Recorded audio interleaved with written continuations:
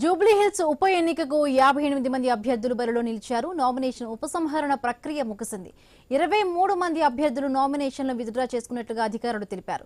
ప్రధాన పార్టీలతో సహా మొత్తం 81 మంది నామినేషన్లు వేశారు. బరిలో ఉన్న అభ్యర్థుల సమక్షంలో గుర్తులు కేటాయించనున్నారు.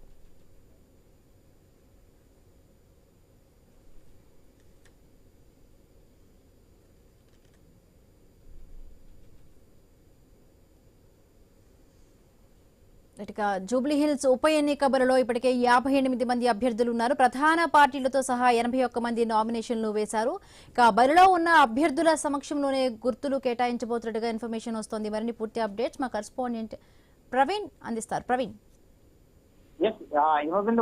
చూసుకుంటే కనుక జూబ్లీహిల్స్ ఉప ఎన్నికల మొత్తం టోల్గా బరిలో చూసుకుంటే ఇప్పటికే 58 మంది అభ్యర్థులు ఉన్నట్టుగా తెలుస్తుంది. అయితే ఈ యొక్క నామినేషన్ దాఖలు చివరి రోజు మొత్తం తొలిగా చూసుకుంటే కనుక ఇటు ట్రిబుల్ రైతులతో పాటు నిరుద్యోగులతో పాటు అధిక మొత్తంలో ఈ యొక్క నామినేషన్లు దాఖలు కావడం చేత మొత్తం తొలిగా కూడా అయితే 300 వరకు వెళ్ళినటువంటి ఆ నామినేషన్లు స్కూటనీలో మొత్తం తొలిగా కూడా అందులో మొత్తం తొలిగా సగంకు ఎక్కువగానే స్కూటనీలో వెళ్ళడం చేత మొత్తం 98 మంది ఆ స్కూటనీ తర్వాత నిలిచారు. ఈ రోజు విత్డ్రా చేసుకునే లాస్ట్ డేట్ ఉండడం చేత ఈ రోజు విత్డ్రా చేసుకున్నటువంటి మొత్తం తొలిగా జాబితా వెళ్ళిన తర్వాత మొత్తం తొలిగా ఉప ఎన్నికల వరలో ఇప్పుడు 58 మంది అభ్యర్థులు ఉన్నట్టుగా తెలుస్తుంది. నామినేషన్ విత్డ్రా చేసుకున్న 23 మంది నామినేషన్లను విత్డ్రా చేసుకున్నారు.